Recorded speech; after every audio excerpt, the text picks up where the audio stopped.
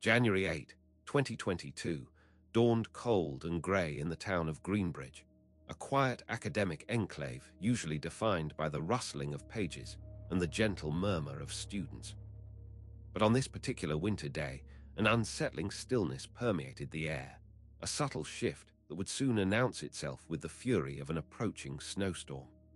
Beloved English teacher Marissa Holt, a woman known for her passion for literature and her warm, encouraging presence, made her way to the Greenbridge Public Library. It was an ordinary errand, a routine stop before the predicted winter weather would descend upon the town, promising blizzard conditions. She was seen entering the public library just before closing time.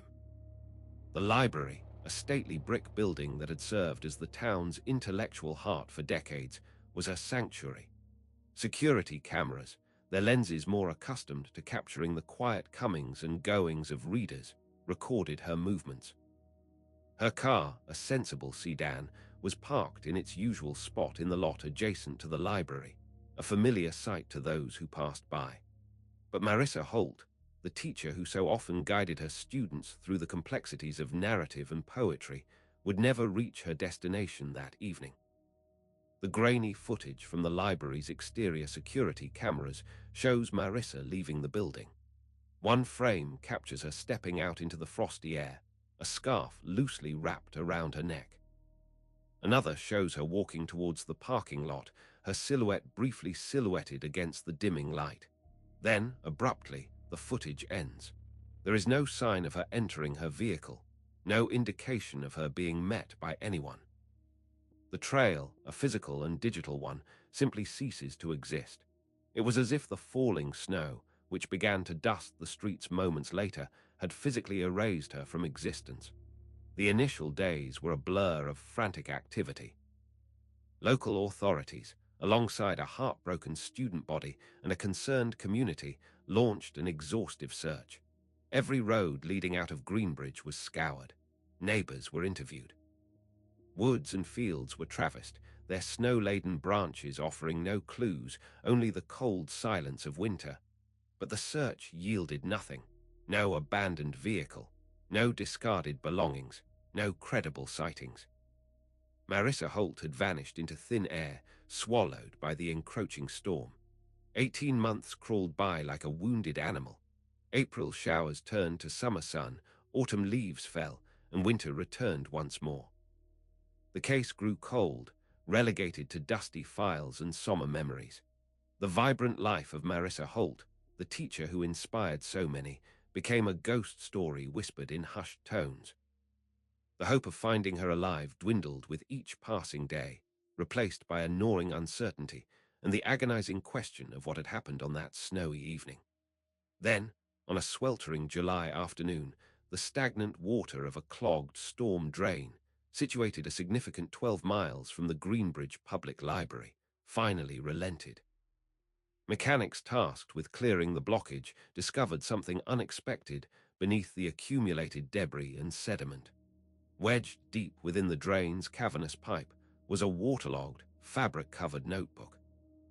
Its pages were swollen and distorted, the ink blurred by prolonged submersion, but it was unmistakably Marissa Holt's journal.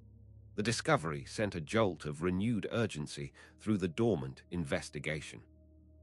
Her personal writings, hidden away by chance and time, had resurfaced, and within its sodden pages lay not a simple account of her life, but a trove of secrets nobody had anticipated. Secrets that hinted at a double life, hidden relationships, and a chilling, day-by-day chronicle leading up to her inexplicable vanishing. Secrets that promised to drag the quiet town of Greenbridge into a darkness they had never imagined. The journal was a ghost whispering from the past, and its words demanded to be heard. And real quick before we move on, make sure to subscribe and hit the notification bell for more stories just like this. Now let's keep going. The discovery of Marissa Holt's waterlogged journal after 18 months presented investigators with a flicker of hope, a tangible link to the missing teacher that had eluded them for so long. But the initial surge of optimism was quickly tempered by the daunting reality of the evidence. The notebook itself, a personal sanctuary for Marissa's thoughts, was a fragile testament to the elements, its contents severely compromised by 18 months in the harsh grip of a storm drain. Yet it was the only lead they had, and detectives meticulously began the painstaking process of drying and deciphering its water-damaged script. Meanwhile, the focus of the investigation returned to the critical hours surrounding Marissa's disappearance. Investigators painstakingly scrubbed through every available security camera feed within a 3-block radius of the Greenbridge Public Library. They scoured footage from neighboring businesses, traffic cameras, and even private residential systems, hoping for any anomaly, any glimpse of Marissa after she left the library's threshold. They meticulously reviewed hours of footage, frame by frame, looking for any sign of her walking away, any indication that she might have been picked up by a passing vehicle, or any interaction with another individual. The search through digital footprints was equally relentless. Marissa's cell phone, a vital piece of modern investigative technology, had ceased to broadcast its location a mere 30 minutes after she was last seen. The signal had simply vanished, as if the device and its owner had been abruptly disconnected from the world. This sudden silence was deeply concerning, a stark indicator that something had happened very quickly, preventing any further communication or tracking. Despite the exhaustive camera review and the digital dead end, no further footage of Marissa emerged. The footage from the library's own cameras remained the last verifiable visual record of her existence. It was as though she had walked out of the frame and into oblivion. The dense snowfall that had begun that evening provided a natural, albeit frustrating, veil, obscuring any potential disturbances or movements that might have occurred in the immediate vicinity of her car. However, as investigators meticulously examined the scene around the library's back exit, an area that offered a less obvious route away from the main entrance, a detail caught their attention. Near the emergency exit, partially obscured by lingering patches of ice and the fresh dusting of fresh snow that had fallen since the storm, were a set of distinct tire tracks. These tracks were frozen into the ground, preserved by the persistent winter chill, and they were unlike any found on the library's main parking lot. The tread pattern was unusual, suggesting a vehicle that was not a common sedan or pickup truck. Efforts were made to identify the make and model of the vehicle that had left these tracks, but without any further context or comparison points, they remained an enigma. The tracks led away from the library's rear exit, disappearing into a snowdrift further down the alleyway. No one could definitively identify the vehicle, its driver, or its intended destination. Was this a mere coincidence, a random vehicle passing by? Or was this set of frozen tire tracks a silent, almost ghostly, testament to the events that transpired on that fateful night? The mystery of the unidentified tire tracks only deepened the growing unease surrounding Marissa Holt's disappearance. The weeks following Marissa Holt's vanishing passed with an agonizing slowness, each day amplifying the sense of dread and the chilling absence of answers. The town of Greenbridge, once a picture of serene academia, was now shrouded in a pervasive melancholy, the vibrant lifeblood of the community seemingly sapped by the mystery. Candlelight vigils became a somber ritual, a collective expression of grief and a desperate plea for any sign, any clue that might illuminate the darkness. It was into this atmosphere of stagnant despair that an unexpected anomaly arrived, a physical reverberation from the unknown. 3 weeks after Marissa had disappeared without a trace, a local used bookstore, nestled on the quieter side of Main Street, received a bag of donated books. The proprietor, an unassuming man named Mr. Abernathy, sorted through the donations with his usual quiet efficiency, a routine task that had become a comfort in the town's collective anxiety. But this bag was different. It was clearly labeled with Marissa Holt's name, Mr. Abernathy, knowing Marissa as a woman of discerning literary taste, initially presumed these were books she had perhaps intended to donate before her disappearance. However, A quick check with the Greenbridge Public Library confirmed that none of the titles within the bag were currently checked out, nor were they listed as belonging to the library's collection. This raised an immediate, subtle question. How had these books, attributed to Marissa, come to be anonymously donated? Had she left them at the bookstore herself before she vanished, or had someone else placed them there? Curiosity piqued, Mr. Abernathy continued to examine the contents. Tucked discreetly between the pages of a worn copy of Wuthering Heights, a book Marissa was known to cherish, was a faded photograph. It depicted Marissa, her familiar smile gracing her lips, standing arm in arm with a man none of the bookstore staff, or, as it turned out later, any of Marissa's close acquaintances could recognize. The man was somewhat nondescript, his features ordinary, but his presence next to Marissa in what appeared to be a candid, outdoor setting was a jarring revelation. Who was this mystery man, and what was his connection to their beloved teacher? The photograph was a silent, unsolicited piece of evidence, a cryptic puzzle piece dropped into the void of the investigation. Further inspection of the donated books brought another peculiarity to light. Several of the volumes contained handwritten annotations in the margins. The notes were detailed, often insightful, but the handwriting was definitively not Marissa's. It was a different script, angular and assertive, a stark contrast to Marissa's own delicate, flowing penmanship. The presence of these notes, in an unknown hand, within books supposedly belonging to Marissa, added another layer of bewilderment to an already perplexing situation. Were these notes a conversation between two people? Were they a commentary on Marissa's own thoughts, or something else entirely? The used bookstore, a quiet haven of stories, had inadvertently become the stage for a new, disturbing narrative in the unfolding drama of Marissa Holt's disappearance. The bag of books, an apparent act of generosity, felt increasingly like a deliberate, carefully placed breadcrumb, designed to lead somewhere, or perhaps to conceal something darker.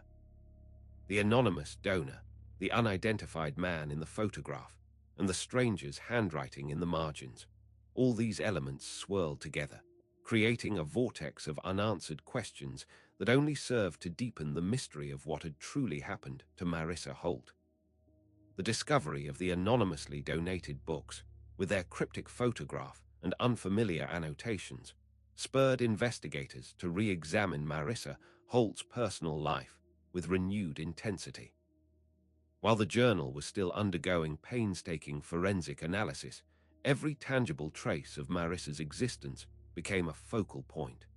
Detectives obtained a warrant to thoroughly search her modest home, a place that was meant to be a sanctuary but now held the chilling aura of her absence. They were looking for anything that could shed light on her state of mind, her relationships, or any unusual activities leading up to her vanishing. The search of Marissa's home revealed a woman of meticulous order and quiet routine. Her living space was neat, her bookshelves well organized, her personal effects carefully arranged. It spoke of a life lived with intention, a stark contrast to the chaotic mystery that had consumed her. However, one particular item stood out as a glaring anomaly: her teaching calendar. Usually a bastion of detailed planning, filled with lesson notes, appointment reminders, and school events, the pages corresponding to the week of January 5th through January 8th, 2022, were conspicuously missing. They had been torn out, ripped with a force that suggested more than just a casual discard. The removal of these 4 calendar pages was a blatant act of omission, a deliberate erasure of a critical period in time. From them, detectives reasoned, might have come the clues to Marissa's final days, the appointments or intentions she had so carefully logged. Their absence felt deliberate, orchestrated, hinting that Marissa, or someone else, wanted that specific week to remain a blank slate, hidden from view. As investigators canvassed Marissa's neighborhood for any potential witnesses, a neighbor recalled seeing a vehicle at Marissa's house during that same week. The neighbor, an elderly woman who spent much of her time observing the quiet street from her living room window, mentioned seeing a black sedan parked in Marissa's driveway on multiple occasions. It was a detail she hadn't initially considered significant, but in the wake of Marissa's disappearance, every recollection, no matter how seemingly trivial, was re-evaluated. The neighbor described the car as sleek and dark, its presence somehow unsettling in the otherwise familiar suburban landscape. What made the sighting particularly noteworthy, however, was the duration. The black sedan, she recalled, had been observed idling in Marissa's driveway for a considerable period, nearly an hour on one occasion. She hadn't seen who was inside the vehicle or what interactions, if any, occurred between the occupants and Marissa's home. The car would simply sit there, a silent, dark sentinel, before eventually driving away. The presence of this unidentified black sedan, coupled with the deliberate removal of pages from her calendar, painted a picture of clandestine activity. It suggested Marissa was involved in something outside her predictable public life as an English teacher. Was she meeting with someone? Was she being watched? The idling car and the missing calendar pages were not merely curiosities. They were potential markers of fear, of secrecy, of a hidden narrative unfolding just beneath the surface of her seemingly ordinary existence. The questions multiplied, each one more unsettling than the last, as the search for Marissa Holt delved deeper into the shadows of her life. The unsettling discovery of the torn-out calendar pages and the neighbor's report of the idling black sedan confirmed for investigators that Marissa Holt's life was more complex than her public persona suggested. The methodical nature of the missing calendar entries implied a premeditated desire to conceal information, a notion that cast a shadow of unease over the entire investigation.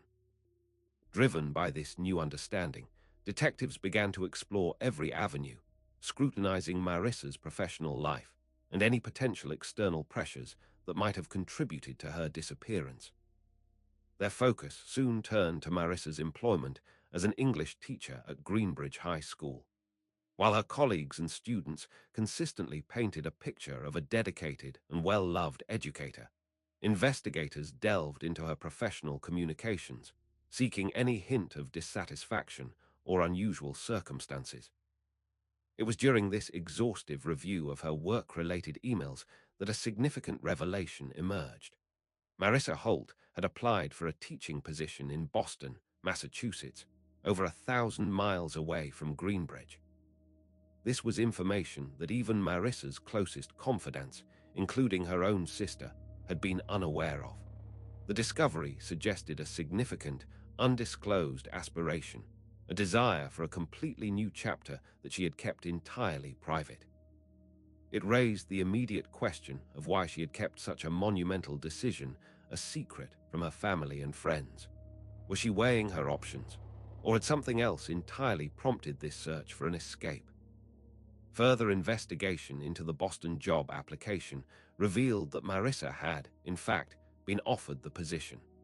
This was confirmed through an exchange of emails with the administrator of the Boston School District. The offer had been extended, a clear indication that Marissa had been seriously considering and likely intending to make the move. Yet, despite receiving a concrete job offer, she had never formally accepted it, nor had she responded to the district's inquiries. It was as if the opportunity, once within her grasp, had been deliberately let go or prevented from being seized.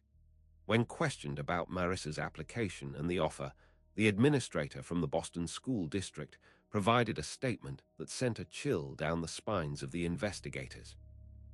They recalled Marissa's demeanor during their final communications. She sounded afraid, the administrator stated, a phrase that resonated with a disturbing weight.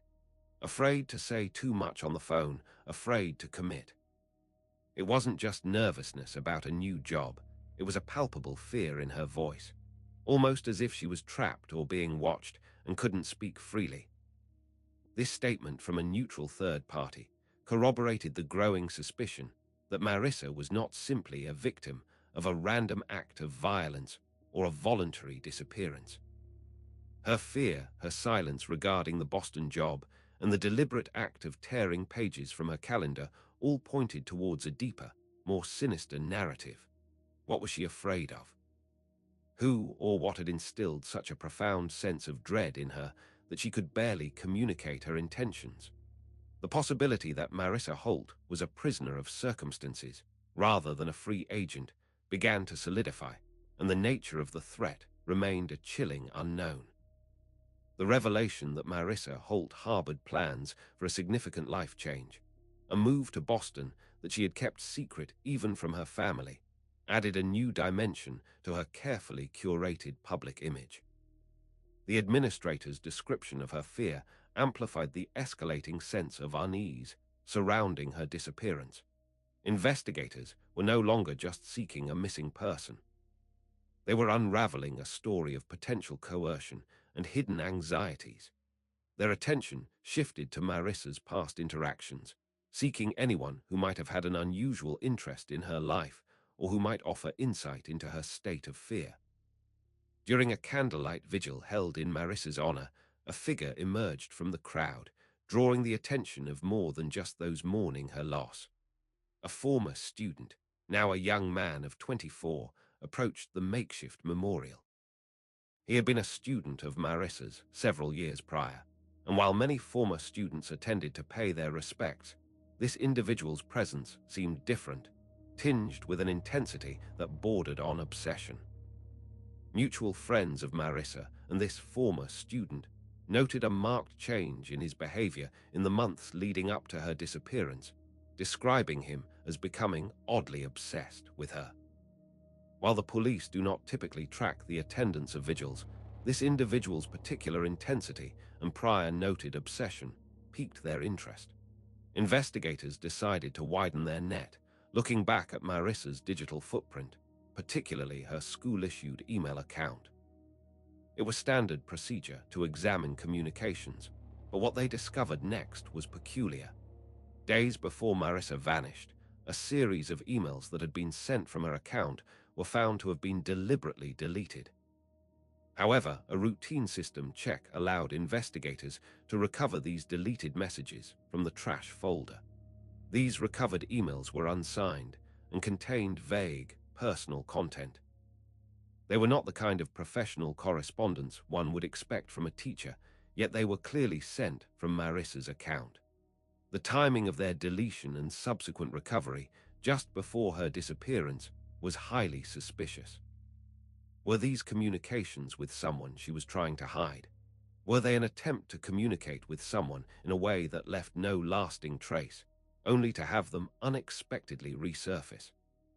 The content of these recovered emails, though fragmented and lacking definitive identifiers, hinted at a personal relationship or ongoing dialogue that was clearly meant to be kept private. The fact that she deleted them strongly suggested she intended them to be secret, and their subsequent reappearance from the trash folder was a confounding detail. Could the former student's obsession be linked to these deleted emails? Was he the recipient, or someone trying to exert influence over Marissa? The recovered but unsigned emails, coupled with the former student's intense focus, introduced a new potential dynamic into the investigation. It suggested that while the Boston job and the unidentified man in the photograph pointed towards external pressures, there was also a possibility of a more personal, even predatory, connection rooted closer to her everyday life as an educator. The recovered emails acted as a silent testament to secrets being kept, and the question loomed: were these secrets a cause for her disappearance, or a mere byproduct of a larger, more dangerous game? As the investigation into Marissa Holt's disappearance churned forward, hampered by fragmented clues and the passage of time, a seemingly unrelated maintenance task led to a critical turning point. In a far corner of Greenbridge, miles from the library where Marissa was last seen, a municipal worker was attending to a severely clogged storm drain. It was a routine job, a necessary part of the town's aging infrastructure maintenance, but the accumulation of debris had been particularly significant, suggesting a blockage that had been developing for an extended period. The worker, battling the thick sludge and accumulated detritus, reached into the drain's dark aperture, his gloved hand brushing against something firm and unyielding. It was not the expected refuse of leaves and sediment. Pulling with considerable effort, he dislodged a fabric-covered notebook, its surface weathered and stained by its long submersion. The material felt rough, the pages within swollen and clinging together. It was distinct from the discarded trash, possessing an intentionality that immediately set it apart. With a sense of cautious curiosity, the worker brought the notebook to the attention of the local precinct, recognizing that it might be a personal item lost by someone. As the notebook was carefully handled and transporting to the forensic lab, the potential significance of its discovery began to dawn on the investigators. Could this be connected to the missing teacher, Marissa Holt? Was it possible that the storm drains, carrying the runoff of the entire town, held more than just water? Forensic experts, their faces etched with concentration, began the delicate process of drying and preserving the water-damaged pages. The notebook was far from pristine. Much of the writing was illegible, obliterated by the murky water and the passage of time. Yet, amidst the smudged ink and warped paper, fragments of Marissa's familiar handwriting began to emerge. Phrases, though faded, were discernible, hinting at a narrative far more complex than anyone had previously imagined. The words that surfaced were chillingly ambiguous, laced with an undercurrent of dread. Phrases like "he waits outside" and "Tuesday, the same dream again," appeared and reappeared, stitched together by the ghostly remnants of ink. These were not the casual observations of a life lived in peace.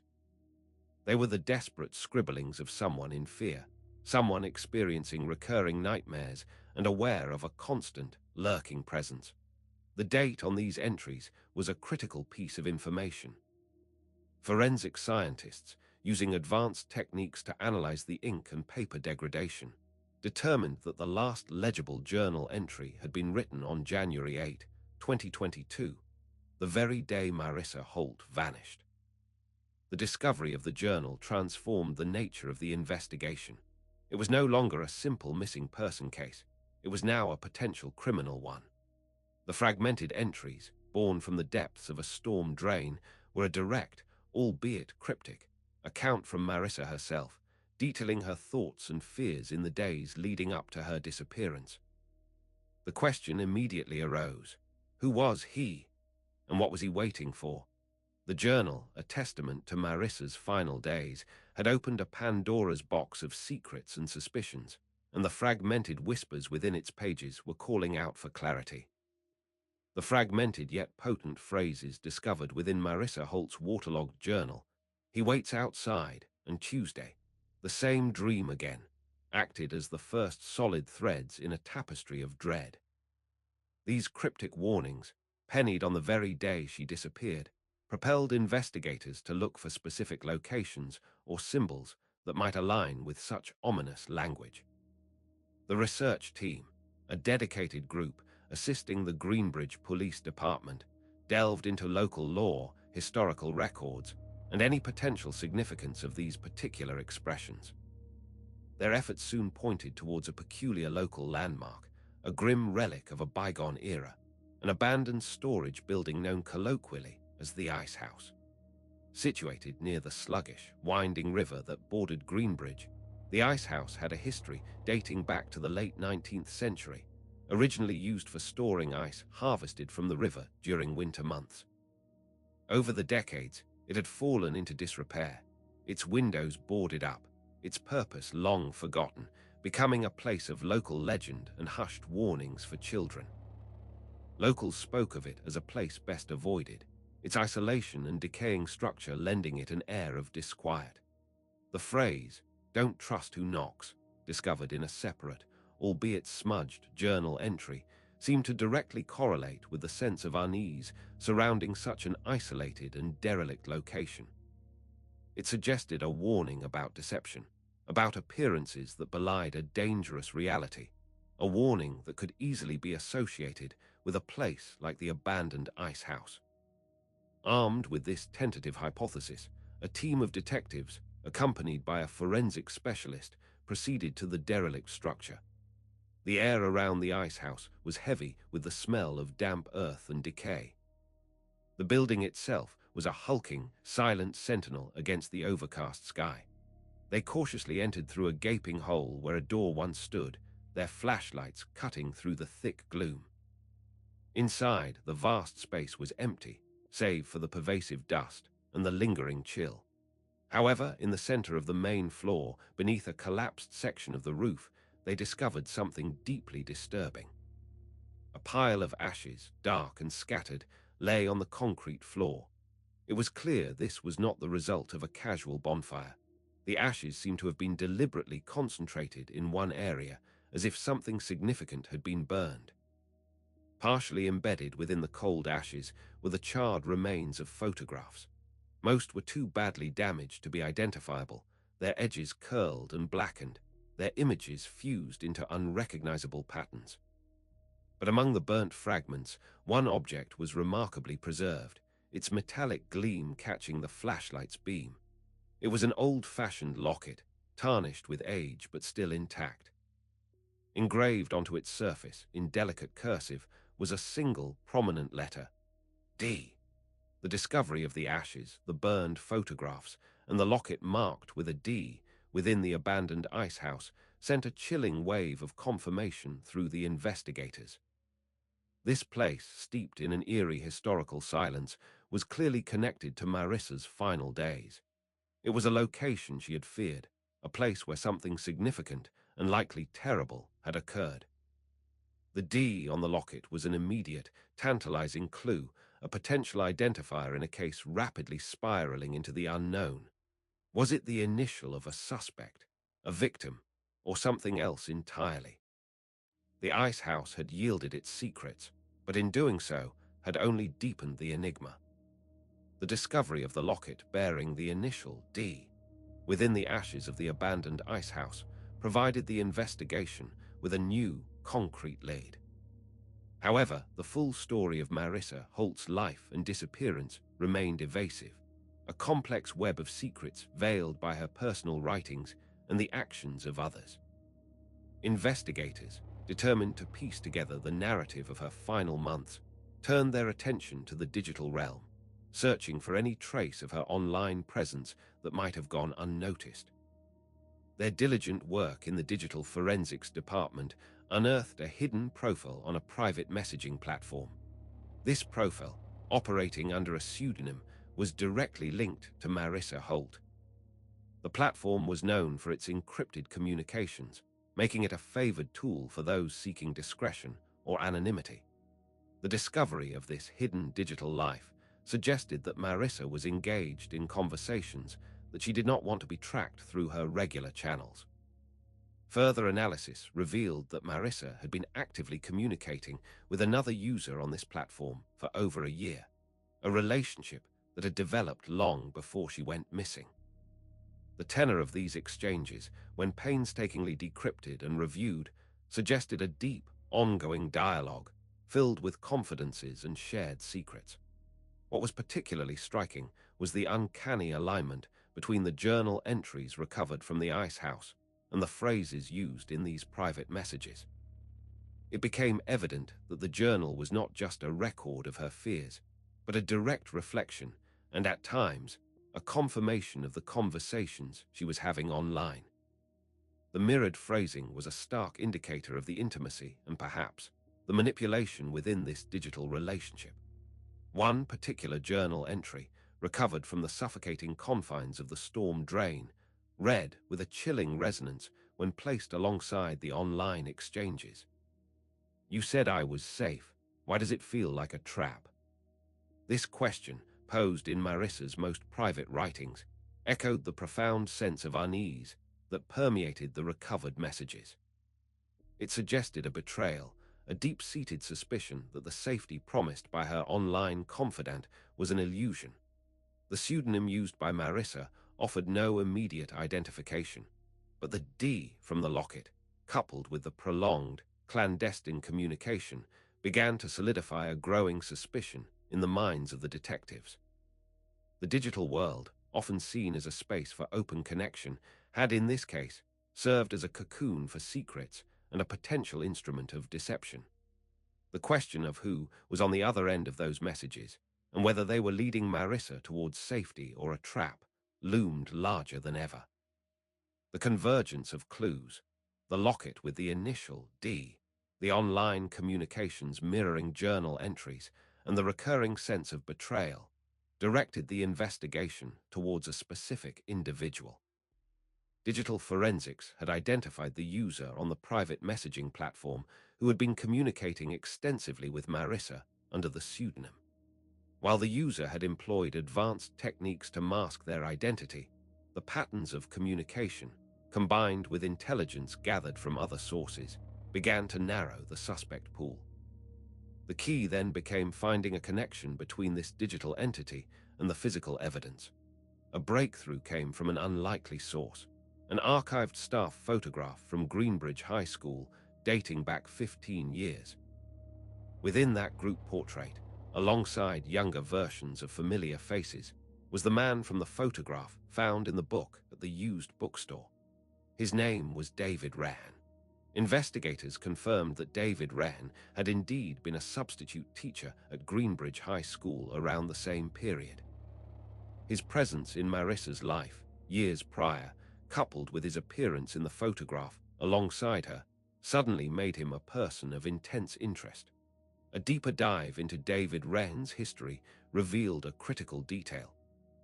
He had been dismissed from his teaching position at Greenbridge High under unclear circumstances. His personnel file was sealed, a protective measure often taken in cases involving sensitive information, but it meant that the direct reasons for his departure were not readily accessible to the public, or initially, to these investigators. The vagueness surrounding his dismissal only amplified suspicion. Why was his record so carefully guarded? What had he done that warranted such secrecy? The investigation into David Rehan took a more urgent turn when digital forensics uncovered a rental unit lease agreement. This unit was located approximately 4 miles from the abandoned ice house, the site where Marissa's journal was discovered. The lease, however, added another layer of complexity. It was not signed by David Rehan, but by a different individual, a different name altogether. This suggested that David Rehan was actively using an alias, a deliberate attempt to conceal his identity and potentially his movements. The pattern was disturbing. David Rehan, a man connected to Marissa years prior and now appearing in an intimate photograph with her, had a shrouded past at the school. He was also associated with a property near a site directly linked to her disappearance and was now operating under an assumed name as he rented a storage unit. The question of why he needed a storage unit so close to the ice house, where evidence of a likely crime scene was found, became paramount. Was he storing evidence or planning something else? The initial on the locket, D, now seemed to point directly at David Rehan, a man who was not only present in Marissa's past, but was now deeply enmeshed in the mystery of her final days, operating in the shadows with a hidden identity. As months turned into a year, and then well over a year since Marissa Holt's disappearance, the investigation in Greenbridge had reached a plateau. The journal, David Rehan's alias, and the ice house were significant leads, but they had not yielded a definitive conclusion. The case file, filled with cryptic fragments and unanswered questions, threatened to become another cold case statistic. However, as often happens when investigators re-examine old leads with fresh eyes, a seemingly minor detail resurfaced, one that had been previously dismissed. Several months into the initial investigation, before the journal was discovered, and while David Rehan was still a suspect, but not yet the primary focus, a tip had been received by the Greenbridge Police Department. The call came from a different county, a considerable distance away, and did not originate from anyone known to Marissa or her immediate circle. The caller, speaking in a hurried and somewhat indistinct manner, reported seeing a woman matching Marissa's general description boarding a Greyhound bus in their town. At the time, the tip had been considered too vague and too geographically improbable to pursue with significant resources. In the absence of any other concrete leads at that moment, and lacking any specific identifying details from the caller. It had been logged as a potential sighting, but ultimately filed away as unlikely. The distance, the time frame, and the lack of corroborating evidence had all contributed to its dismissal. However, with the subsequent discovery of the journal and the deepening suspicion around David Rehan, investigators began to adopt a leave no stone unturned philosophy. Every piece of information, no matter how insignificant it had once seemed, was now reconsidered in the new light cast by Marissa's journal. Detectives, armed with the knowledge of Marissa's potential fear and the possibility of a clandestine arrangement, decided to re-evaluate the dismissed tip.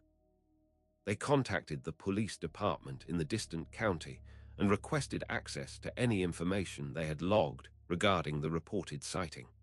To their surprise, the initial report contained slightly more detail than they had initially recalled.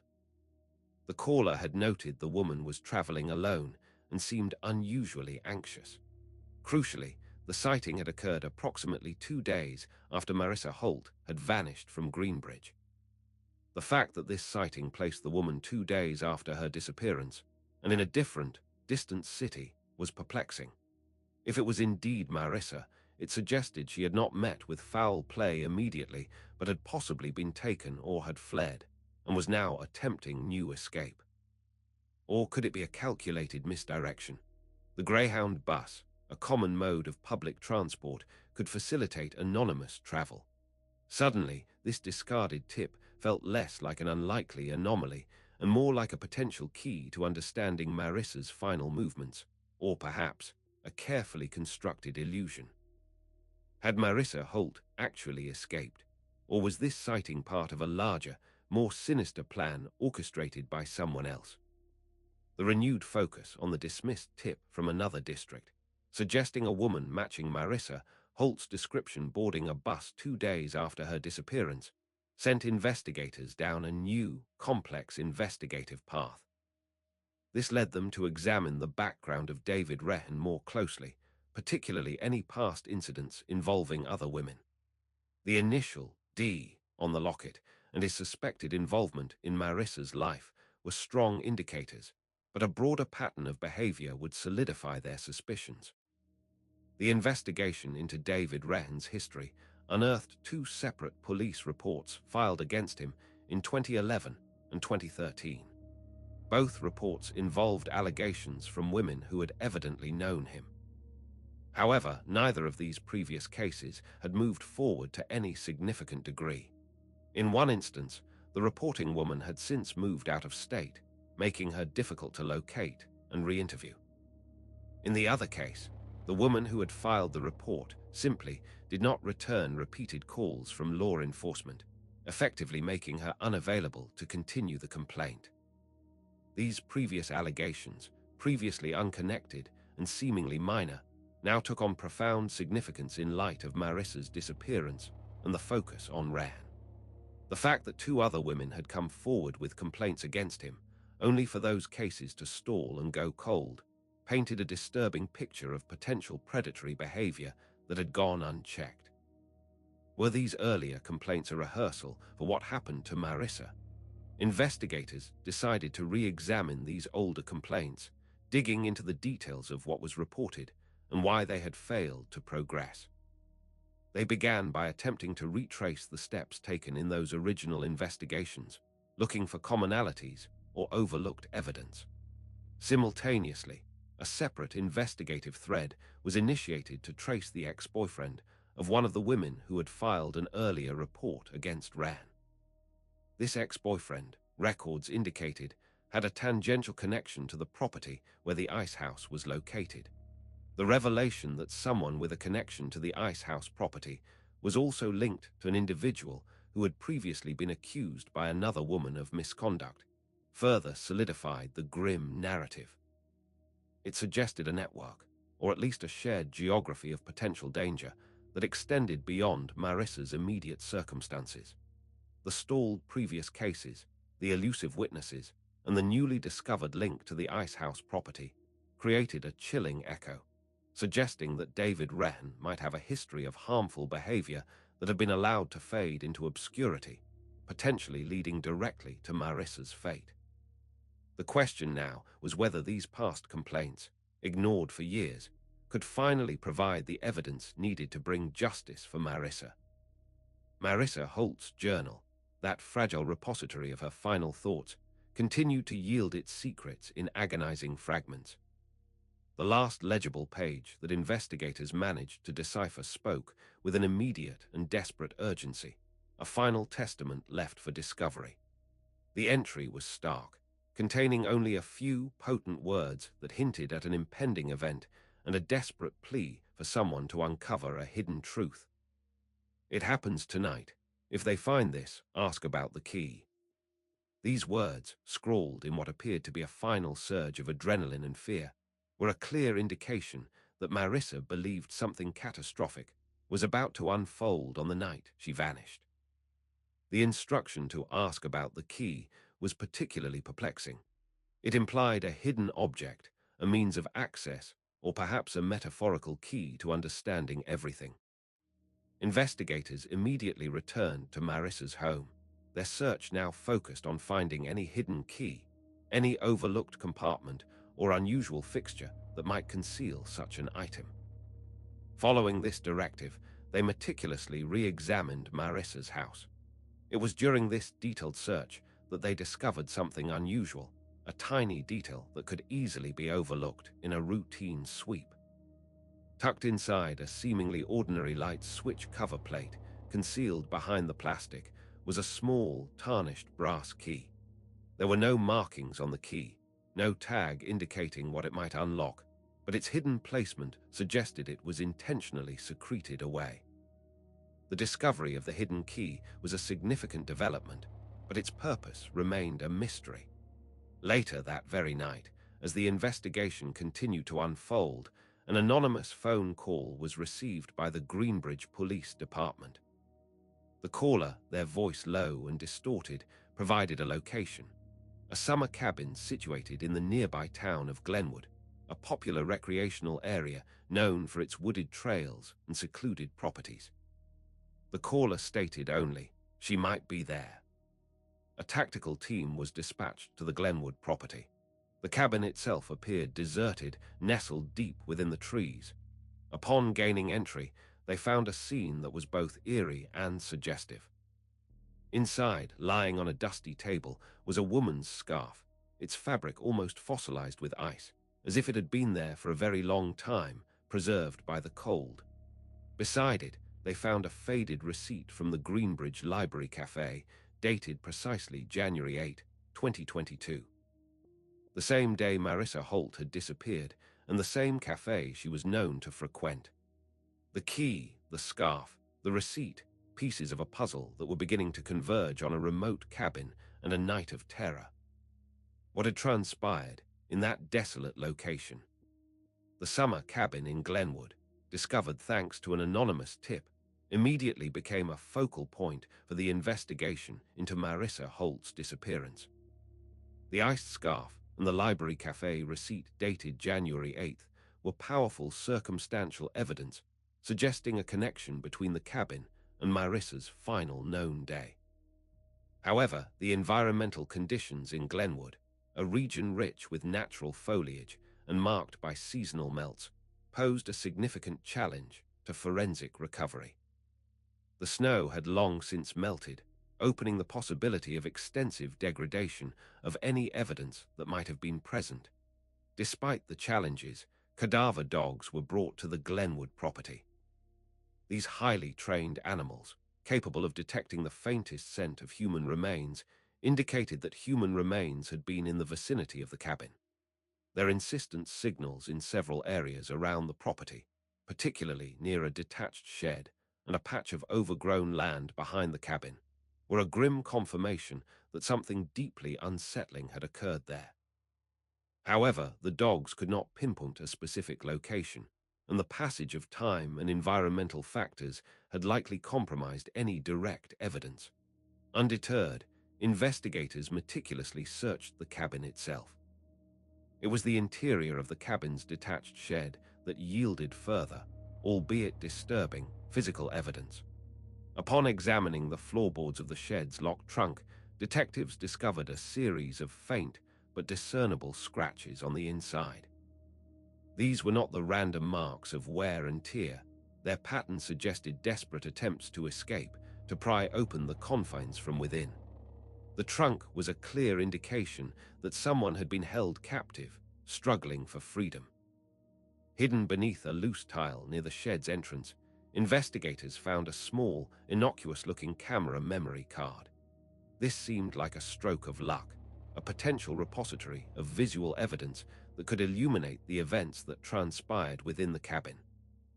However, upon immediate retrieval and analysis, it became apparent that most of the files on the card were corrupted. The harsh conditions, or perhaps deliberate damage, had rendered the majority of the video footage unrecoverable, a cruel tease in the face of such a significant discovery. Yet, amidst the digital wreckage, one file, miraculously, remained uncorrupted. It was a single video clip, a silent witness to the horrifying reality of Marissa Holt's final days. The recovered footage offered a glimpse into the terror she must have endured. The camera, likely placed by her captor, captured her last moments of lucidity, the evidence of her suffering preserved by the digital medium, a chilling testament to her ordeal and a vital, albeit horrifying, piece in the unfolding puzzle. The single, uncorrupted video file recovered from the memory card found at the Glenwood cabin was a grim revelation, a direct, albeit harrowing, window into Marissa Holt's final moments of freedom. The footage, though shaky and poorly lit, showed Marissa indoors, her face etched with deep distress and palpable fear. Her eyes, wide and darting, conveyed a silent plea, a testament to the terror she was experiencing. She was visibly distressed, her composure shattered by the ordeal she was undergoing. The video captured a voice, a male voice, speaking from off-camera. Its tone was chillingly calm, devoid of empathy, and issued a direct accusation. "You said you'd never tell," the voice stated, its words a stark indictment of trust betrayed. This phrase, laced with menace, immediately resonated with investigators, linking back to the recovered journal entries and the private online messages. Marissa's response, delivered in a voice trembling with a mixture of fear and defiance, was equally significant. "I didn't tell anyone," she whispered, her words barely audible, yet carrying the weight of her desperate situation. "Just in my writing." This direct connection to her journal, the very document that had surfaced from the storm drain and hinted at her secrets, was a chilling confirmation. It precisely matched the phrasing found in her written accounts, solidifying the narrative of her clandestine communications being the very reason for her predicament. The voice of the man in the video was then positively identified through voice analysis and comparison with earlier recordings. It belonged to David Wren. The evidence was now overwhelming. Wren had imprisoned Marissa, his motive seemingly tied to her secret writings, her journal being the unmanageable proof of something he desperately wanted kept hidden. The discovery of the video, of Wren's voice, and of Marissa's direct reference to her writing painted a clear picture of his culpability and the desperate circumstances of her captivity. However, with this crucial evidence in hand, David Wren had vanished.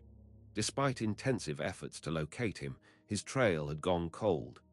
He had been the primary suspect, the person of interest whose alias, rental unit, and history with Marissa had been meticulously documented.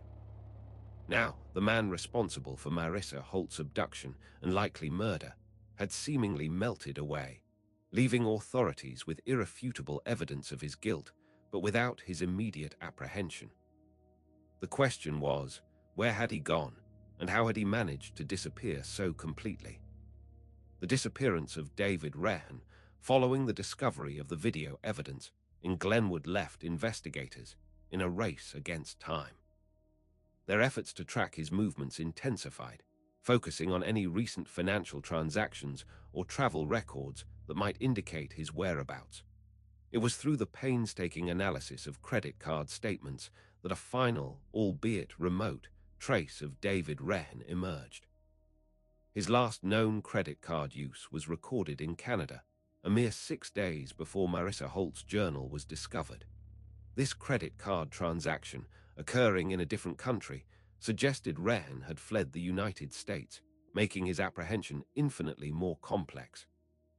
An arrest warrant for David Rehan was immediately filed, detailing his alleged crimes related to Marissa Holt's disappearance, including kidnapping and likely murder, pending further forensic confirmation. However, the legal and logistical hurdles of international extradition meant that Rehan remained at large. The case, officially, remained open, a testament to the ongoing pursuit of justice, but the immediate prospects of bringing Rehan to account seemed dim. Back in Greenbridge, the journal, that silent witness from the storm drain, offered one final, enigmatic message. The very last entry, its ink faded but legible, was a cryptic warning, a final plea from Marissa that defied simple interpretation. If they ask, tell them the quiet ones watch the loudest. The meaning of this phrase remained elusive, a riddle left to haunt those searching for answers. Who were the quiet ones, and how did they relate to the loudest? Was it a warning about Rehan, or about others involved? The ambiguity of her final words left a lingering sense of unease, suggesting that the full scope of the conspiracy, if one existed, was still unknown. Meanwhile, a poignant symbol of the town's attempted erasure of the site of potential tragedy emerged. The abandoned ice house near the river, a place now inextricably linked to Marissa Holt's terrifying experiences, was scheduled for demolition. The impending destruction of this relic meant that any potential forensic evidence that might have been overlooked, any minute detail preserved within its decaying structure, would be lost forever, buried beneath concrete and rubble. It was a move intended to cleanse the town of a dark memory, but it also meant the silencing of a place that might still hold clues in the ongoing investigation. The case remained open, its resolution uncertain, and the chilling whispers of Marissa's final words echoed in the quiet, watchful spaces of Greenbridge. The arrest warrant for David Rehan, filed after the harrowing video evidence surfaced, hung in the air like an unanswered accusation. His last known activity, a credit card transaction in Canada, painted a picture of an individual on the run, actively evading justice. The international borders once crossed created a significant obstacle, a geographical barrier that complicated every step of the pursuit. Law enforcement agencies on both sides of the border were alerted, but Rehan, a man who operated with aliases and a clear intent to disappear, proved exceptionally adept at remaining out of sight. His whereabouts, and indeed his fate, remained an enduring mystery, a dark ellipsis at the end of Marissa's story. The case, despite the overwhelming evidence against Rehan, had not reached its final chapter. It remained officially open, a persistent wound in the heart of Greenbridge and a testament to the ongoing, often protracted pursuit of justice. The journal, Marissa's final, desperate testament, continued to be a central piece of evidence, its every faded word scrutinized for deeper meaning. Her last entry, if they ask, tell them the quiet ones watch the loudest, offered no easy answers. Its cryptic nature hinted at a complexity far beyond Rehan's solitary actions, suggesting a broader network or a hidden societal observation that Marissa had recognized in her final hours. Who these quiet ones were and what their silent vigilance entailed remained a chilling enigma. The demolition of the old ice house, the grim former storage facility near the river, was set for the following year. This impending destruction represented both a potential loss and a symbolic attempt at closure for the town. While it would erase a physical reminder of the horrors that had unfolded there, it also meant that any further forensic discoveries within its walls would be impossible. The building had served as a silent witness, and its impending demolition felt like the last echo of a past that Greenbridge desperately wanted to leave behind, yet was struggling to fully comprehend. As the investigation continued to falter in its efforts to locate David Rehan, and the ice house loomed toward its planned demolition, the unanswered questions surrounding Marissa Holt's life and death continued to ripple outward. Was David Wren acting alone? What secrets did the phrase, "the quiet ones watch the loudest," truly hold? And what was the ultimate fate of the teacher who had vanished into a winter storm, leaving behind only fragmented whispers of her fear and a profound mystery that continued to grip her community? The truth, it seemed, was still lurking in the shadows, waiting for a final, elusive piece to fall into place. Make sure to subscribe for more Buddhist wisdom and hit that notification bell so you never miss the next teaching. Until then, stay present, stay peaceful, and we'll see you in the next one.